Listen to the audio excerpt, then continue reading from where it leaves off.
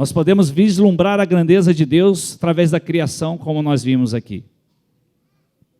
Mas também nós podemos vislumbrar a grandeza de Deus através da revelação do seu Filho Jesus Cristo. E a sua palavra nos traz uma mensagem poderosa sobre isso. Eu quero convidar você a abrir sua Bíblia na carta aos Hebreus. Enquanto isso, as crianças podem ir para a salinha nesse momento.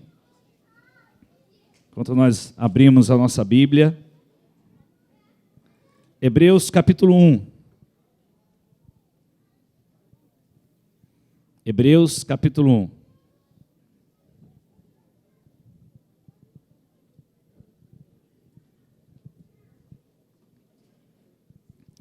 Não sei se alguém pode ministrar com teclado, por gentileza. Nós estamos aprendendo exatamente isso. Deus, Ele quer se revelar a nós. Falamos aqui no início desse culto da onipresença de Deus e da forma como Ele quer se revelar a nós, se manifestar a nós, porque a sua onipresença se dá em qualquer lugar, onde você estiver, você terá a presença de Deus. Ele está em todos os lugares, mas Ele também escolheu habitar em nós.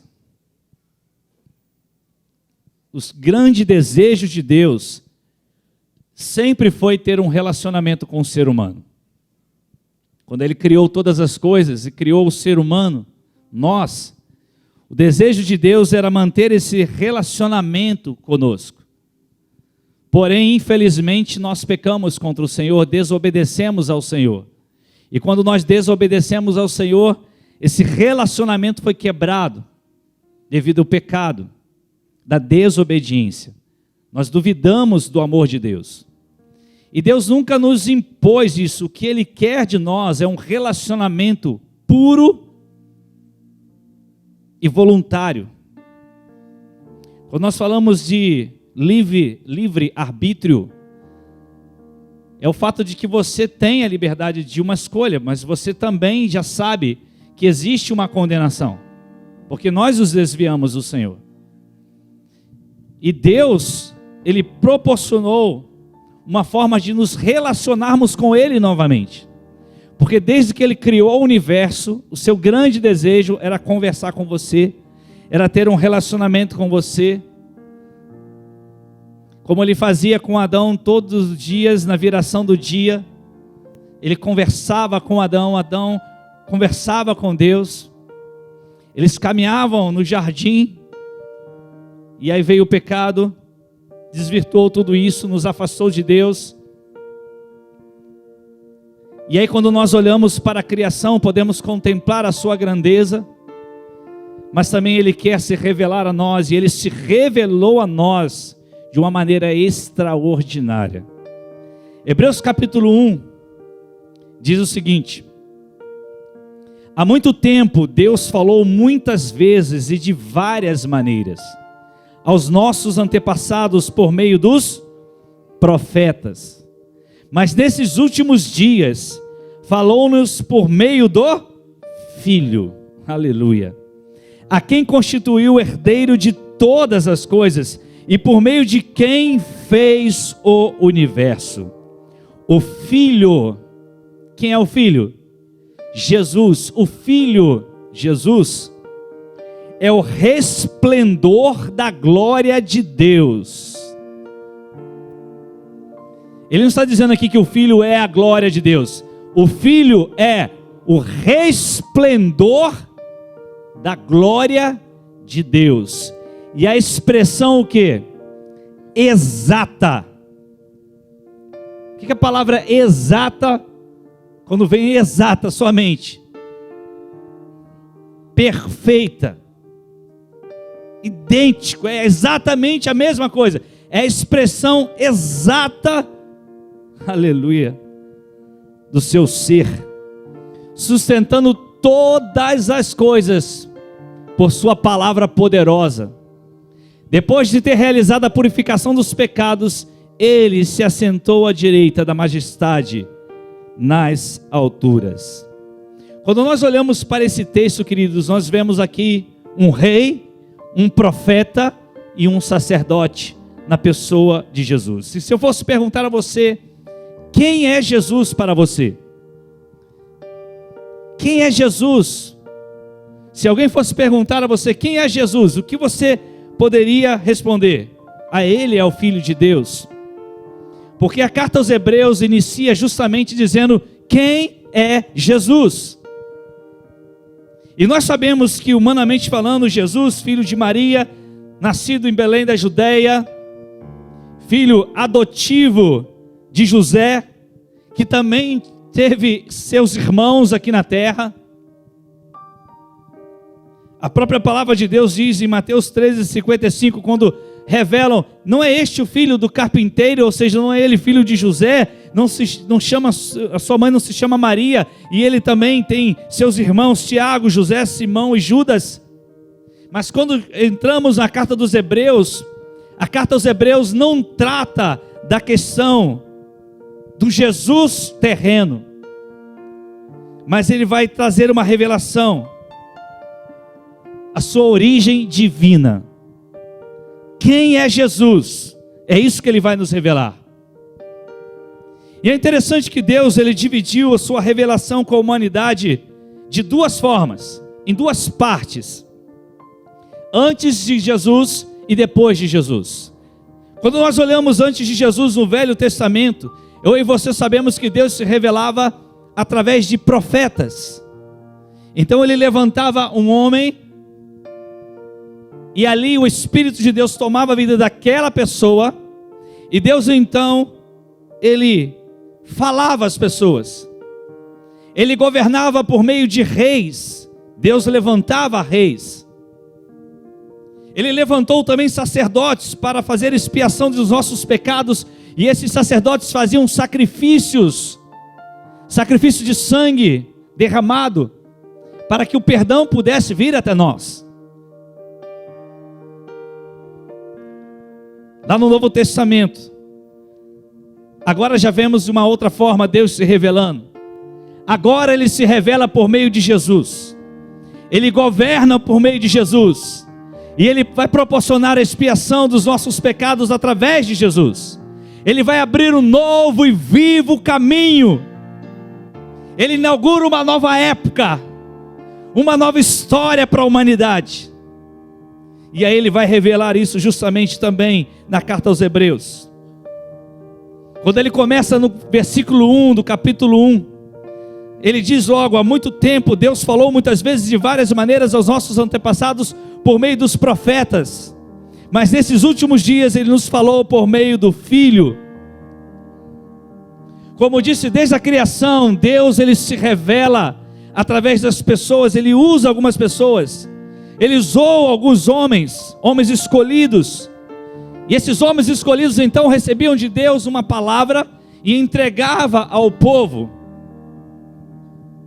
O exemplo claro que nós temos de muitos outros exemplos está lá em Jeremias capítulo 1, versículo 5. Ele próprio diz, antes mesmo de te formar no ventre materno, eu te escolhi. Antes que viesses ao mundo, eu te separei e te designei para a missão de profeta para as nações. Então Deus fazia dessa forma, ele escolhia uma pessoa, e essa pessoa recebia a revelação, e essa pessoa entregava essa revelação ao povo. Tudo que Deus queria falar, era dito através dos profetas. Ninguém mais estava autorizado a falar em nome de Deus, a não ser os profetas. E a palavra de Deus vai dizer em Hebreus que ele se revelou de forma insistente. O texto está dizendo, ele fez isso de muitas vezes, e ele fez isso de muitas o quê? Maneiras. Então foram muitas vezes Deus se revelando. Deus usou o próprio Adão, Noé, Abraão, Jacó. Homens que tiveram experiências diretas com o Senhor. Deus se revelou também através de Moisés, o rei Davi. Deus se revelou através de Elias, Eliseu, Daniel e tantos outros profetas que nós vemos no Velho Testamento. Deus se revelou de muitas maneiras, ou seja, Deus trazia sonhos às pessoas. Você vai encontrar isso na palavra de Deus no Velho Testamento, Deus dando sonhos aos homens, visões, revelações. Algumas vezes o próprio Deus se revelava, ele vinha em forma humana, que chama de teofania, de uma forma se revelando, mostrando, conversando com o ser humano. Quando, por exemplo, os 3 amigos de Daniel estão naquela fornalha, e lá eles enxergam um 4º homem. Então a figura era de homem, e nós sabemos que ali estava Jesus Cristo.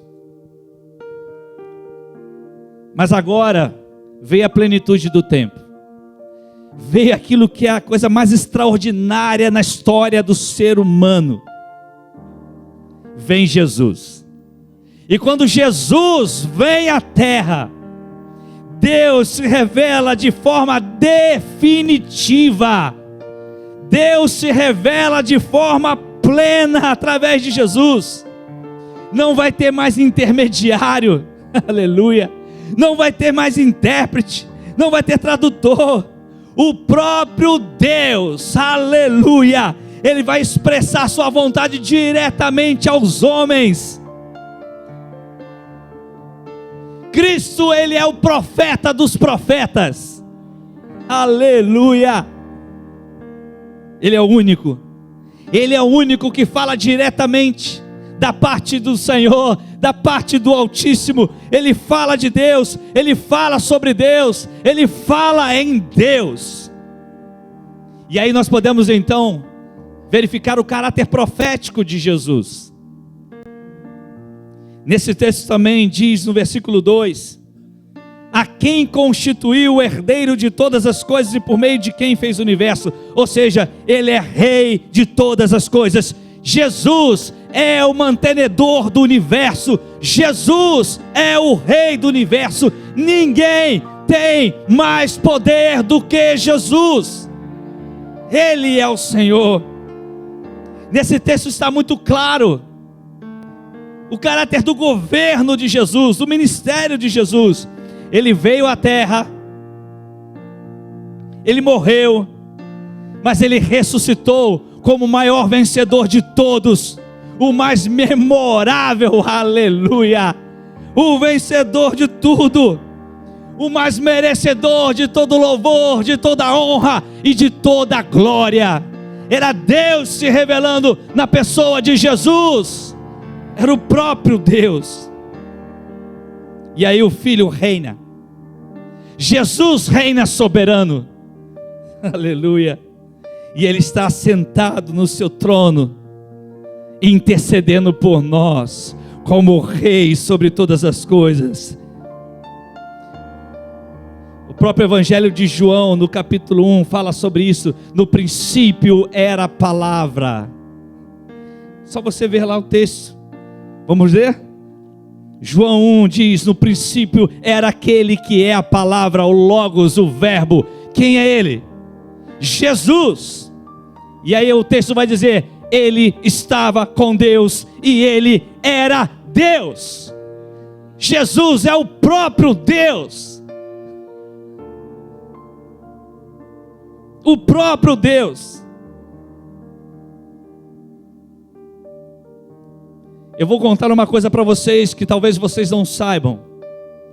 Se você acompanha aqui notícias, talvez você saiba disso.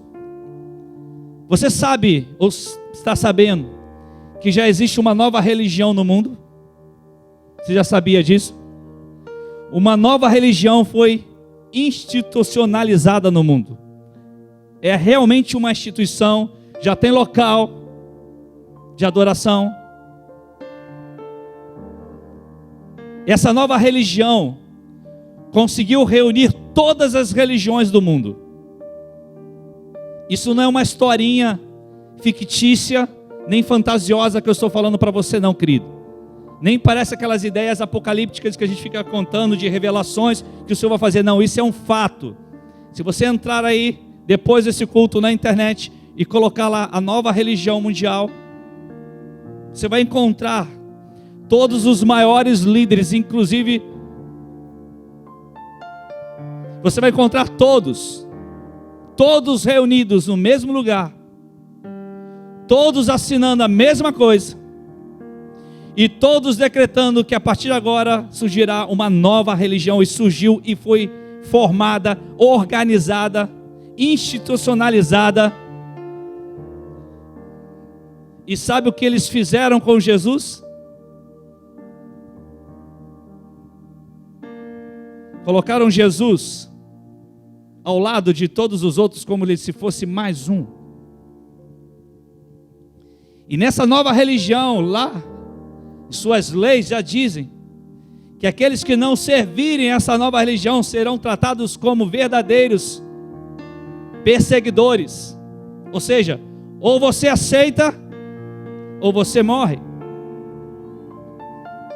Está muito claro que essa é a religião do anticristo. Já foi institucionalizada, só falta ele se revelar. E se você ler, se você estudar, se você verificar, Jesus foi posto de lado, porque a intenção do diabo é tentar destruir a igreja de Cristo. E ele sabe que não vai conseguir, mas ele vai tentar. Vão querer desqualificar Jesus, colocar Jesus no mesmo patamar de outros, como se ele fosse a mesma coisa, porque outro serve a outra religião. É importante eu e você entendermos uma coisa: nós não somos religiosos, nós somos cristãos, nós somos discípulos de Cristo, nós somos discípulos do Rei do Universo. Jesus não se está qualificado no mesmo patamar de qualquer outro. Jesus é o Verbo que se fez carne e habitou entre nós. E o texto diz: e vimos a sua glória como a glória do Pai. Ele é o próprio Deus. Perguntaram: Senhor, queremos ver o Pai. E ele disse: aqui estou eu. Quem vê a mim vê o Pai. Quem vê o Filho vê o Pai. Ele está dizendo: eu sou Deus, eu sou o Senhor. Aleluia. Se prepare, querido, porque já está tudo montado. A Bíblia está se cumprindo. Não fique com medo de um partido político ou outro, não fique com medo disso. Tema ao Senhor. Se você temer a Deus, você vence qualquer batalha. Não tema homens. Se prepare. Porque na faculdade você vai ouvir sobre desqualificar Jesus. É isso que você, jovem, vai aprender na faculdade. Eles vão desqualificar Jesus. Eles vão dizer que Deus não existe, que é uma história. Eles vão te ensinar isso. Até que vai se revelar alguém nessa história e tentando mentir, e vai mentir para você e vai enganar a muitos. Vai enganar a muitos. Por isso que é muito importante nós aprendermos sobre a revelação máxima de Deus nessa terra, que não se dá apenas na criação, que já seria o suficiente para nós, mas não foi. Por quê? Porque nós estávamos condenados. E por nós estarmos condenados, era preciso que o próprio Deus saísse de sua glória, viesse a essa terra para nos resgatar. E quando você viu ali aquelas imagens do universo, naquele pontinho que parece nada, ali estamos nós, Deus criador de tudo, e Ele se importa com a gente. E a gente olha para aquilo tudo. Quando eu olho para aquele universo, eu fico: meu Deus, eu estou aqui tentando me matar para comprar um carro, para fazer uma casa. Tudo isso vai passar, e pode passar aqui agora. Então o que vai fazer diferença na minha vida? O Verbo. O Verbo vai fazer diferença na minha vida. No princípio era aquele que é a palavra. Aleluia, aleluia. Ele fez o mundo. Ele governa os séculos. O Filho é o Senhor de toda a história. Ele controla o universo ao longo de toda a história. Ele é o nosso mediador. Ele é o nosso Senhor. Ele é Rei. Pastor, já ouvi isso milhões de vezes e você vai ouvir isso até a eternidade. Porque vão tentar destruir isso da sua mente. Vão trabalhar muito para isso no seu coração. Mas fique tranquilo. Ele está voltando. Ele já está voltando. Ele já vem nos buscar. Aleluia. O texto de Hebreus também fala que ele é o resplendor da glória de Deus, a expressão exata do seu ser, sustentando todas as coisas por sua palavra poderosa. Depois de ter realizado a purificação dos pecados, ele se assentou à direita da majestade nas alturas. O texto está dizendo, depois de ter realizado a purificação dos pecados. E aqui então está sendo ressaltado o fato mais relevante para a história de cada um de nós. O Filho, Jesus, ele conseguiu o perdão total e definitivo dos nossos pecados. Ele alcançou isso através do seu ministério de sacerdote. Ele mesmo era o sacerdote e ele mesmo foi o sacrifício. Você está entendendo isso, querido? Antes havia um sacerdote que pegava um animal e sacrificava. Jesus é o sumo sacerdote. Além de ser o sumo sacerdote, ele mesmo é o sacrifício. Ele se entregou. Você entende isso, querido?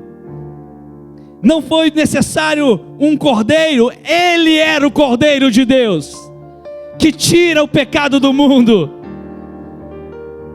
Por isso que a Bíblia diz que ele se entregou. Ele fez a expiação dos nossos pecados. Ele levou nossos pecados. Ele se entregou e o seu sangue foi derramado. Ele é o sacerdote e o cordeiro puro e santo. Ele levou tudo por nós. Aleluia. Quando nós olhamos para Moisés e olhamos os sacerdotes, os sacrifícios, tudo aquilo era visível, era um ato visível. Hoje nós vivemos um ato eterno, invisível, por meio de Jesus Cristo, porque o ato que Jesus fez na cruz do Calvário, hoje nós não vemos com os olhos físicos, mas é um ato invisível e eterno. Esse sacrifício nos purifica de todo o pecado.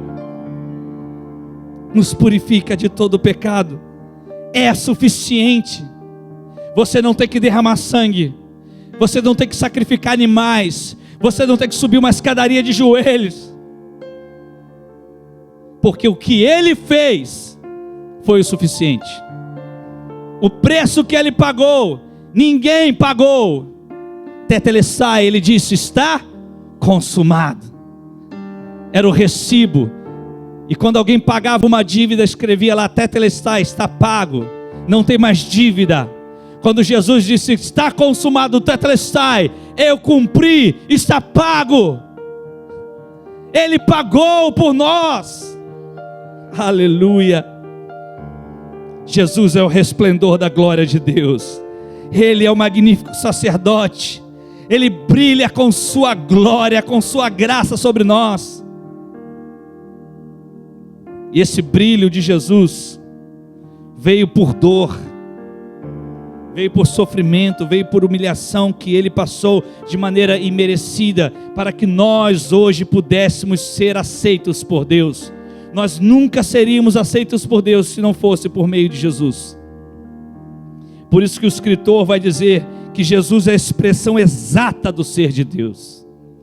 Tudo se completa em Jesus. A plenitude de Deus está em Jesus. Ele é o Senhor. Ele é Deus adorado no Antigo Testamento. Ele é Deus assentado no trono nos céus. E como eu faço? É pela fé, querido. De outro jeito você não vai crer. Jesus é profeta dos profetas. Jesus é rei dos reis. Jesus é sacerdote dos sacerdotes. E ao mesmo tempo sacrifício eterno por nós. Glória a Jesus por tão grande salvação por nós. Então qual é o propósito de Jesus através do seu sacrifício? É simples. Tem um propósito. João 3,16, porque Deus amou o mundo de tal maneira que deu seu Filho unigênito, único, para que todo aquele que nele crê não pereça, mas tenha vida eterna. Deixa eu te falar algo muito importante que eu vou te dizer agora. Nós vivemos um evangelho pregado, que diz o seguinte: você precisa aceitar a Jesus. Aí você levanta a mão e diz: eu estou aceitando a Jesus. Aceite a Jesus, que Ele vai entrar no seu coração. Aceite a Jesus, que Ele vai entrar na sua vida.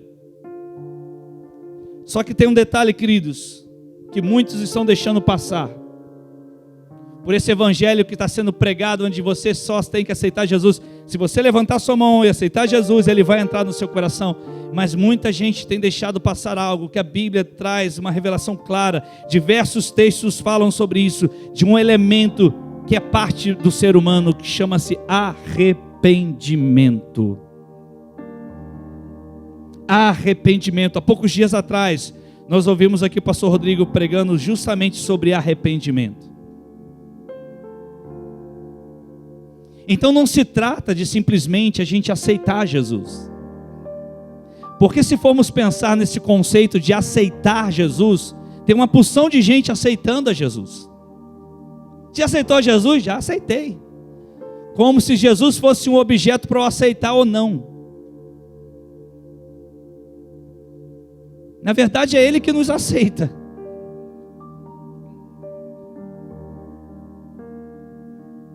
Então não se trata de a gente dizer simplesmente: eu aceitei a Jesus. Mas se trata de nós renunciarmos tudo para recebê-lo. E isso passa pelo arrependimento. E esse arrependimento, queridos, é o seguinte: é você e eu termos a convicção de que tudo, vou repetir, tudo, bom ou mal que você imagina na sua mente, que vivíamos antes de Jesus, se tratava somente de nós, só do nosso querer e da nossa vontade.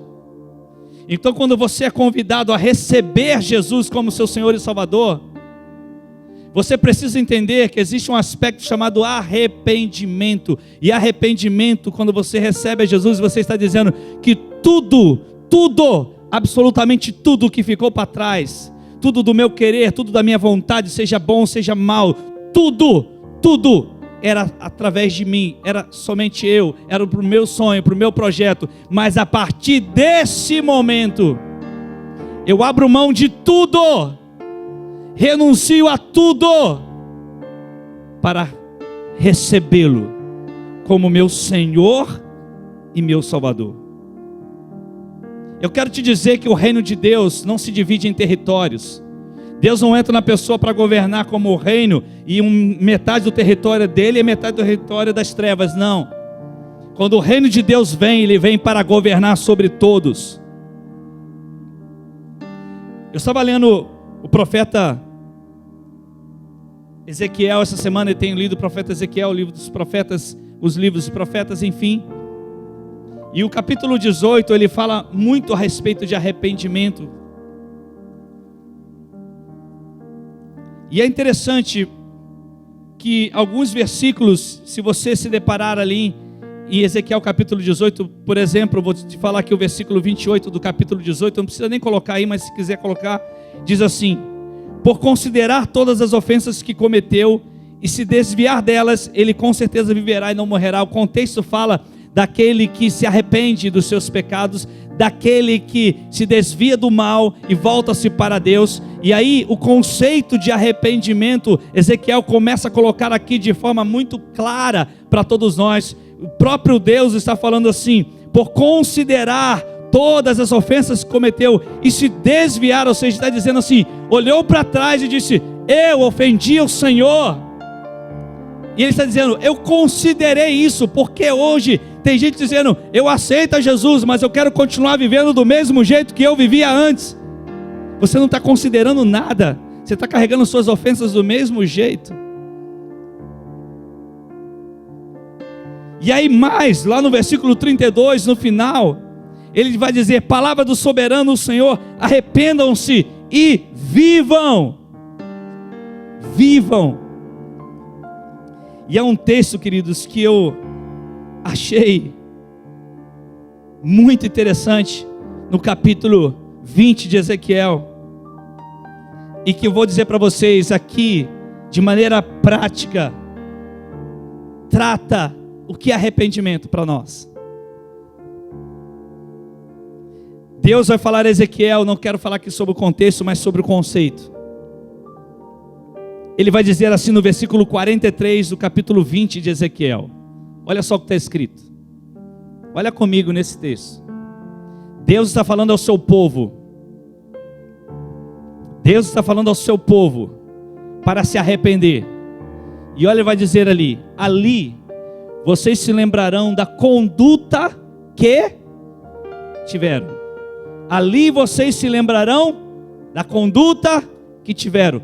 Ele está falando do momento em que eles terão uma experiência real de encontro com o Senhor. Mais ou menos isso, ok? A ideia.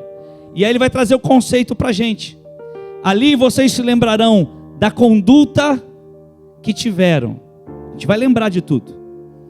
E todas as ações pelas quais vocês se contaminaram. Como que eu vou saber que eu me contaminei? Obviamente, olhando a palavra de Deus, a Bíblia vai te revelar. E aí ele vai dizer algo ali, querido, que nas duas versões, tanto na NVI como na Almeida Corrigida, traz a mesma palavra. E é aqui que eu quero me apegar a essa palavra. Pode deixar o versículo aí, pode deixar. É agora que eu vou usar. E terão o quê? Terão o quê?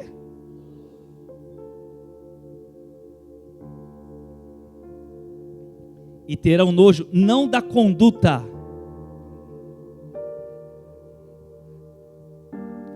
Não é da conduta. A conduta é apenas o que vai trazer a sua memória. Ele está dizendo: e terão nojo de vocês mesmos.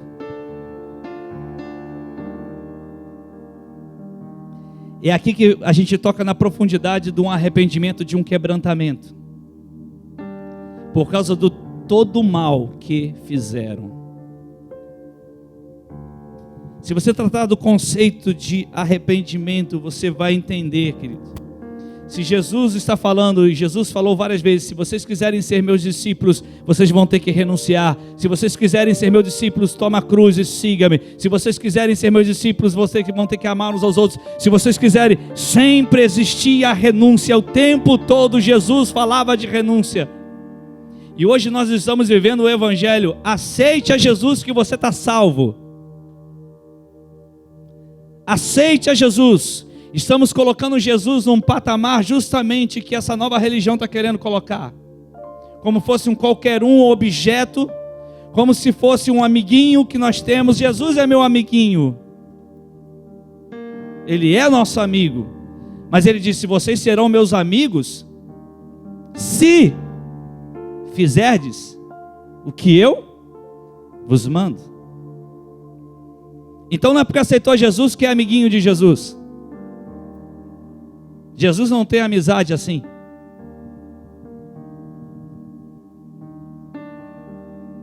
E a gente está tentando colocar um Jesus, a figura. Por isso que muita gente não teme ao Senhor, porque criaram uma figura de Jesus como se fosse um ser como nós. E alguns usam até a palavra cara. E a gente sem querer fica desqualificando o nosso Rei do Universo.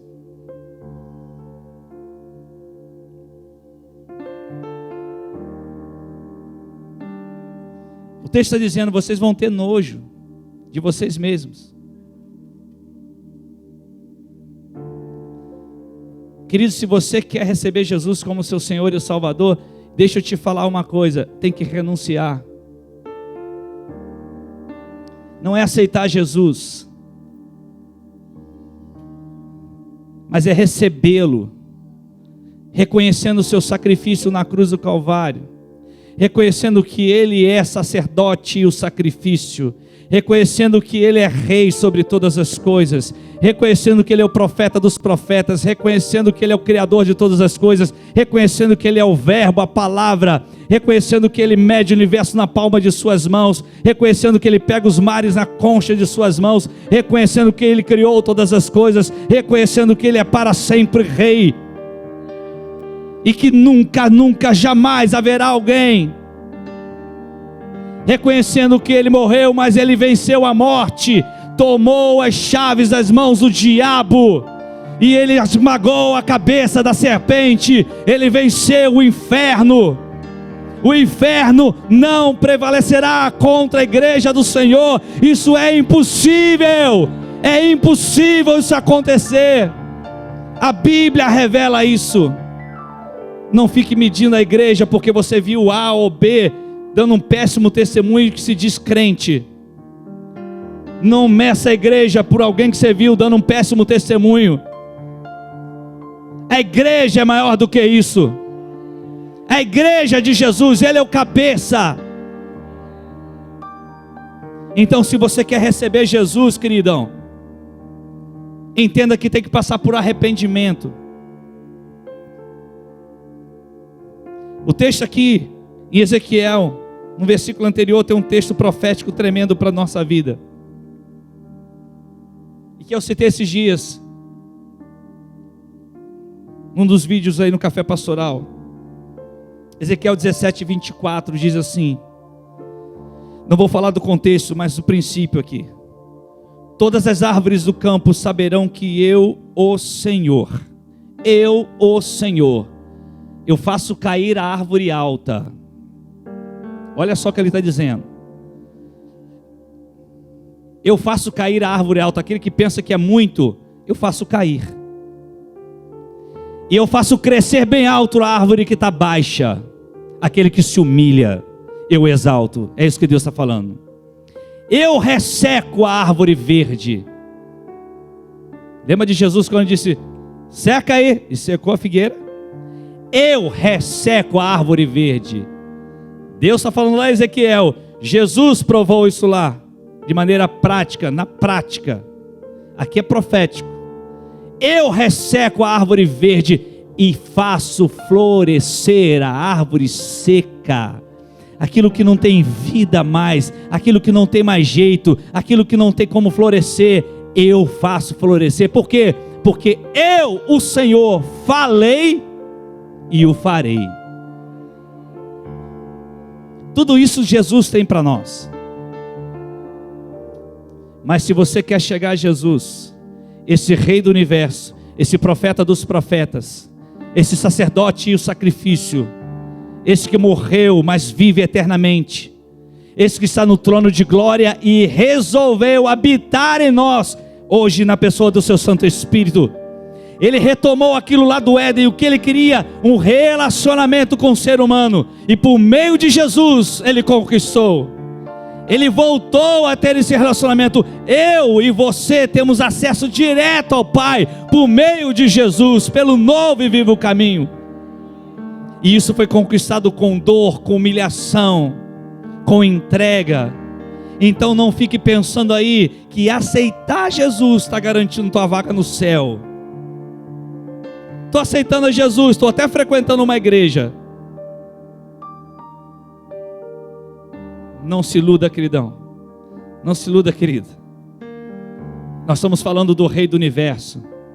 Nós estamos falando daquele que deu a vida por nós. Nós estamos falando que aquele que nós não merecíamos absolutamente nada. Então nós estamos falando de arrependimento, nós estamos falando, eu tenho que sentir nojo de mim. Por isso que Isaías, lembra que eu falei no início do culto, pena que você não estava aqui, para relembrar você da mensagem passada. Por isso que Jó disse, antes eu te conhecia de ouvir falar, mas agora meus olhos te veem, eu me arrependo no pó e na cinza. Por isso que Isaías disse, quando viu a glória do Senhor, ele disse, ai de mim, eu sou um homem de lábios impuros. E todo mundo fica pensando que é porque fala palavrão. A gente é muito limitado. Eu sou um homem de lábios impuros e habito no meio de um povo de impuros lábios, mas os meus olhos viram a glória do Senhor. E ele veio com uma tenaz e tocou. E aí vem João, lembra de João mais uma vez? Que ouviu a voz do Eterno. E quando se virou, ele teve um vislumbre da grandeza de Jesus. E ele foi tão forte, mas tão forte, mas tão forte, que ele caiu como morto. E Jesus o tomou e o levantou. Eu faço. Aquele que cai, a árvore baixa, eu levanto. Aquele que se humilha. Tem gente que está vendo a glória de Deus nas manifestações de cura, vê cego enxergar, vê mudo falar, vê surdo ouvir, vê paralítico andar, e continua orgulhoso, continua soberbo. Está tendo vislumbres da grandeza de Deus. Se você está limitado na sua mente, querido, na sua mente em relação a isso, você está muito limitado. Quem é Jesus? Jesus, para ressuscitar o morto, é como se nós estivéssemos estalando o dedo, porque Ele é o dono da vida. Eu quero te fazer um desafio hoje. Uma coisa que eu tenho aprendido, queridos, eu quero dividir isso com você. Há muitos cristãos que têm feito a seguinte oração, e a gente não faz essa oração por maldade, não é nada disso.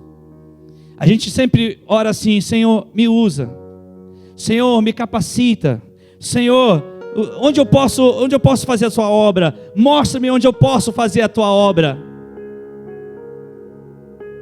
Mas hoje eu quero te convidar a mudar a sua oração. Você está me ouvindo aí, amém? Eu quero te convidar a mudar a sua oração. A partir de hoje, eu vou te convidar a fazer a seguinte oração: Senhor, eu quero te conhecer. Senhor, eu quero ter prazer em te conhecer. Senhor, revela-me a mim, revela-me por sua palavra. Eu preciso te conhecer mais e mais. Se você buscar na Bíblia, se você ler a Bíblia, você verá, tanto no Velho Testamento, quanto no Novo Testamento, todos os homens e mulheres que se destacaram, eles tinham um objetivo em comum. Não era dizer, Senhor, usa-me, não. Era, eu preciso te conhecer mais. Eu quero ver a tua glória. Eu preciso ver a tua glória. Eles tinham uma ansiedade neles. Eles tinham um clamor na alma deles. Eu prossigo em te conhecer, dizia Paulo. Eu prossigo, eu vi curas. Paulo curava de forma que, não era o lenço de Paulo que chegava a curar as pessoas, não era isso? E Paulo dizia, eu prossigo em te conhecer. Paulo podia ser um evangelista de sucesso hoje, com uma rede de televisão aqui com a gente, com o YouTube, mais influencer da história, e poderia ter tudo isso, porque no lenço ele curava as pessoas. E Paulo dizia, ai de mim, porque seu poder se aperfeiçoa nas minhas fraquezas. Tem um demônio aqui me atormentando o tempo todo. Jesus disse, eu não vou tirar, porque a minha graça te basta, porque o meu poder vai se aperfeiçoar em você. E Paulo dizia, Senhor, eu troco tudo por te conhecer mais. E Paulo teve revelações que nenhum ser humano na face da terra teve. Ele foi levado ao terceiro céu, a Bíblia fala. Ninguém teve revelação como Paulo. E ele continuava dizendo, eu prossigo em te conhecer, Jesus. E a gente está aqui, eu aceito Jesus. Eu aceito Jesus e quero continuar vivendo do mesmo jeito. Eu aceito a Jesus, mas eu não quero abrir mão desse relacionamento errado. Eu aceito a Jesus, mas eu não quero abrir mão dessa vida de corrupção. Eu aceito a Jesus, mas eu não quero abrir mão desse pecado. Eu aceito a Jesus, eu quero até frequentar a igreja, mas eu não vou abrir mão disso que eu estou vivendo. Querido, não se iluda. Você está falando do Rei do Universo. Jesus não é um bonequinho. Jesus não é um amiguinho. Jesus é Rei, profeta dos profetas. Ele sim é nosso amigo se fizermos o que Ele manda. Ele é o nosso Salvador. Ele é o nosso Senhor. Ele é o nosso amigo, o nosso Consolador na pessoa do Espírito Santo. Ele nos guia em toda a verdade.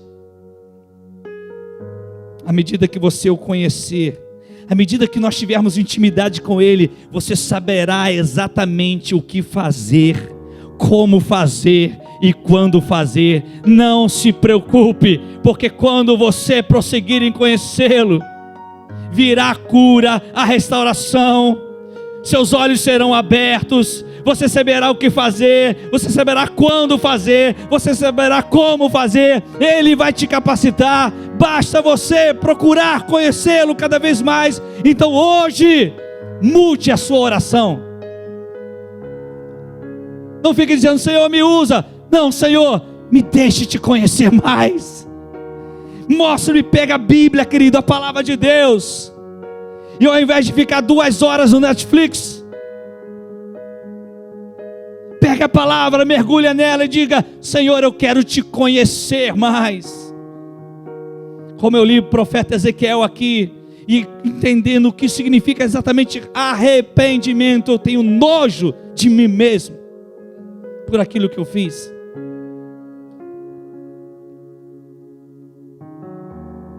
Aleluia. Eu quero te convidar a iniciar uma nova jornada, uma jornada de temor ao Senhor. E esse temor ao Senhor passa pelo vislumbre da grandeza de Deus, tanto contemplando a sua criação no vídeo que assistimos, mas muito mais ainda contemplando o Criador Jesus.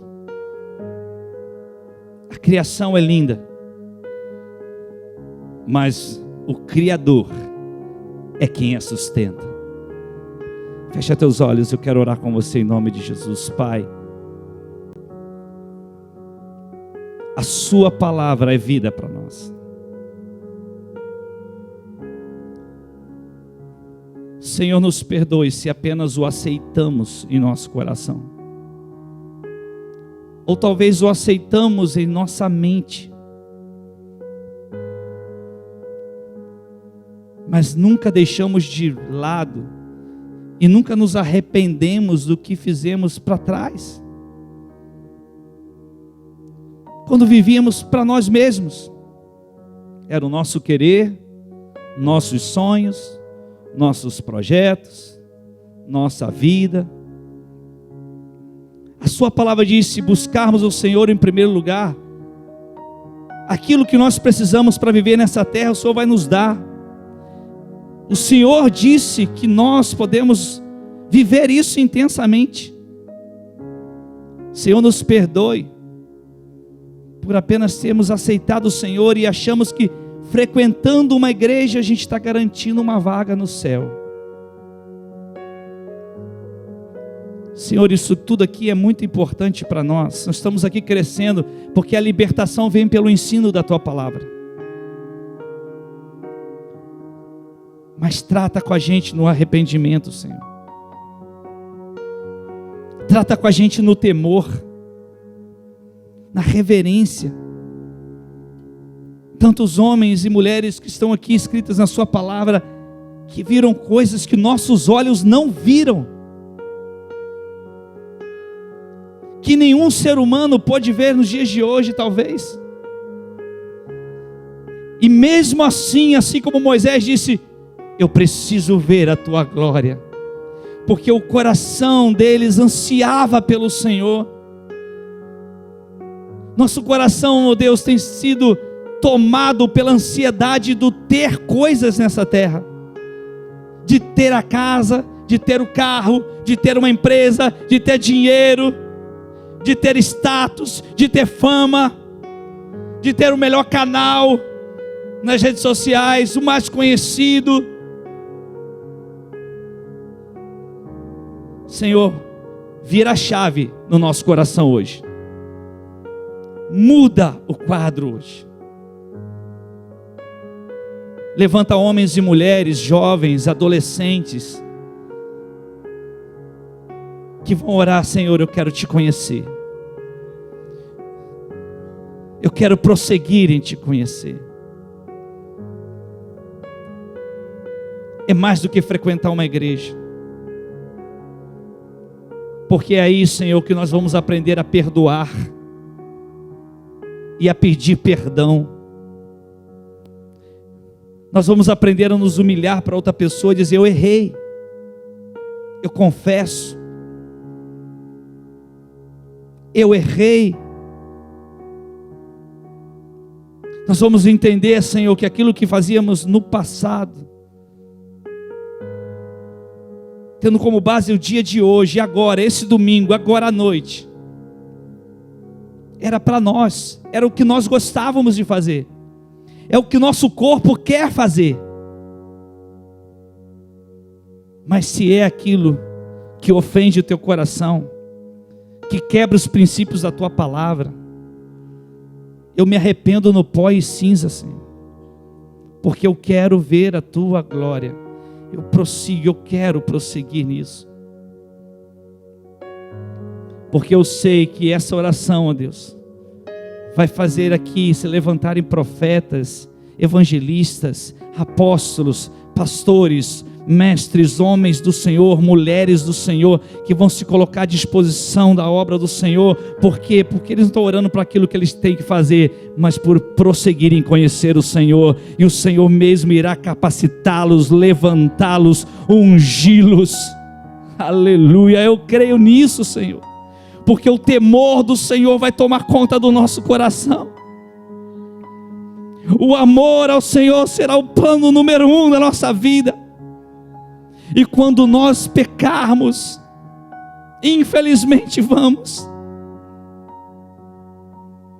quando nós pecarmos, o temor do Senhor tomará conta da nossa vida. Nós vamos nos humilhar, porque a tua palavra está dizendo que aquele que está lá embaixo, que se humilha, o Senhor levanta. Mas nós temos que nos humilhar, nos arrependermos. Senhor, não quero o evangelho só de aceitar o Senhor. Eu quero pregar um evangelho que receba o Senhor por meio do arrependimento, e que transforma o ser humano, e que não faz dele um membro de igreja, e que não faz dele um frequentador de igreja, e que não faz dele alguém que vai para a igreja e ainda cria muitos problemas, porque não se permite ser tratado, não se permite ser curado. Senhor, assim foi comigo. Faz essa obra na minha vida, Senhor. Faz essa obra a partir de agora. Vira a chave agora, Senhor. Quebra os céus de bronze sobre esse lugar. Se os céus estão de bronze, que sejam quebrados na autoridade do nome de Jesus. Se demônios estão aprisionando vidas, que sejam expulsos agora na autoridade do nome de Jesus. Porque demônio nenhum fica onde o Rei da Glória está governando, onde o Senhor,